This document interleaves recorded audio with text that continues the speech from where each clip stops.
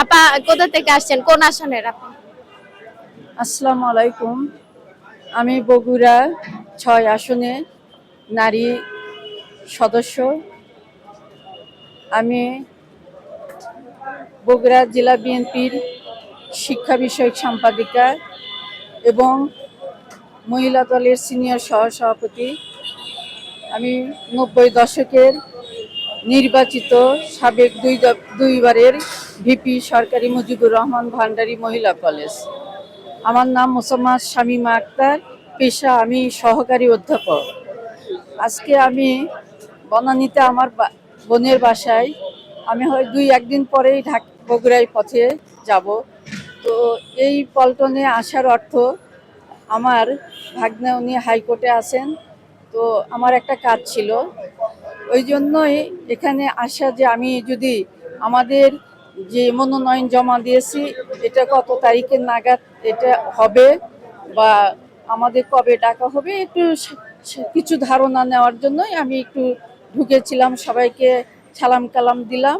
এখন ইনশাল্লাহ বাসার পথে রওনা দেব। আচ্ছা, মনোনয়ন পেলে কি করবেন আর কি দেশের জন্য একটু বলেন। মনোনয়ন পেলে আমাদের ৬ আসনের জনাব তারেক রহমান প্রধানমন্ত্রী, উনি ৬ আসনটা ছেড়ে দিয়েছেন এবং গত ৯ তারিখে উপনির্বাচন হয়েছে। সেখানে আমাদের বিজয়ী হয়েছেন রেজাউল করিম বাদশা ভাই। গতকাল উনি শপথ নিয়েছেন এবং মাজার মোনাজাত করেছেন। তো সেখান থেকেই আমিও বলবো যে রেজাউল করিম বাদশা ভাইকে যেমন মনোনয়ন দিয়ে বগুড়া মানুষের সেবা করার জন্য টেক কেয়ার বানাইছেন, আমিও মনে করি যে আমি যদি নারী সংরক্ষিত আসনে মনোনয়ন পাই, আমি যদি দল আমাকে যদি পছন্দ করেন, তাহলে আমি বগুড়ার নারী সমাজের জন্য ওই কেয়ারটেকার হিসেবেই কাজ করব।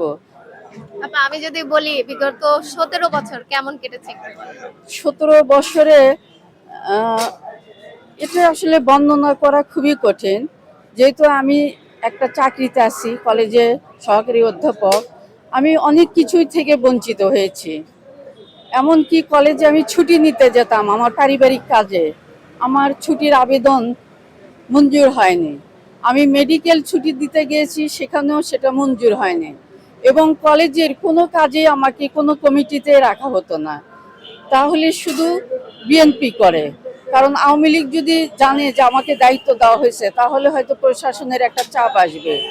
এই কষ্টটা ধারণ করেই আমি মনের ভিতরে নিয়েই এতদিন 17 বছর পথ চলেছি। কিন্তু রাজনৈতিক কোনো আন্দোলন সংগ্রামে আমি কখনোই পিছপা হইনি। তাও ৯০ সাল থেকে এখন পর্যন্তই আমি রাজপথে ছিলাম, আছি, ইনশাল্লাহ থাকবো। আচ্ছা, আমি আরেকটু জানতে চাচ্ছি, হ্যাঁ বিএনপির বাদে আমরা দেখছি যে অন্যান্যরাও ফর্ম নিচ্ছে, জমা দিচ্ছে, মানে এটা কি আপনি কিভাবে দেখছেন, যারা এতদিন ছিল না নতুন করে আসছে?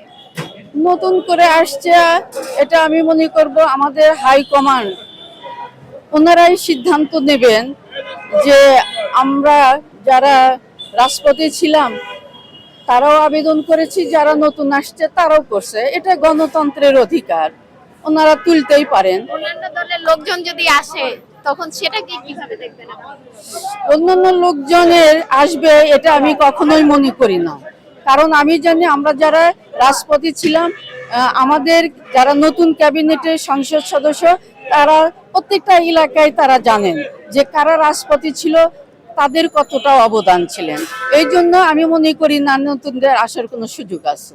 তারা হয়তো একটু আবেগের বশে আবেদন করেছে, এই পর্যন্তই আমার ধারণা। আচ্ছা, যারা এতদিন ছিল না, যেমন ওই যে আমাদের যে মিডিয়ার লোকজন, মানে কনক চাপা, ওনাকে নিয়ে যে একটা হলো যে উনি তো এতদিন, ওনাকে তো রাজপথে দেখেছেন কিনা বা এরকম, বা হচ্ছে মেঘনা আলম, ওনাকে নিয়েও কিছু কথা হচ্ছে, এই ব্যাপারগুলো একটু বলেন। না, কনক চাপা আপা যখন এখানে ঢুকেছে আমি কিন্তু পাশে দাঁড়ানো ছিলাম, আমি তাকে সালাম জানিয়েছি, অভিনন্দন জানিয়েছি, কারণ এটা হলো গণতন্ত্রের অধিকার।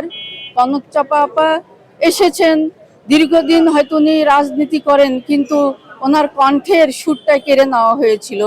এই যে তার যে একটা ব্যর্থতা, সেই ব্যর্থতা থেকেই উনি হয়তো এখানে দাবি করেছেন যে আমিও মনোনয়নপত্র জমা দেব। যেমন আমি শিক্ষকতা করি, এই সংসদে কিন্তু ডাক্তারের দরকার, ইঞ্জিনিয়ারের দরকার, আমার মতো অধ্যাপিকার দরকার এবং কনক চাপার মতো গায়িকারও দরকার। এইটা এইটা সম্বোধন করবেন, এইটাকে বিচার বিবেচনায় নিয়ে আসবেন আমাদের নতুন ক্যাবিনেটের সদস্যরা এবং আমাদের প্রধানমন্ত্রী। উনি দেশে এসে বলেছেন আই হ্যাভ এ প্ল্যান। আমি মনে করি ওনার প্ল্যানটাই আসলে প্রবীণ দিক নিয়ে যারা শিক্ষিত, যারা দলের জন্য কাজ করেছে তাদেরকেই উনি মূল্যায়ন করবেন। আমি এই নতুন দিক নিয়ে কখনো হতাশা নই। জি আপা, ধন্যবাদ।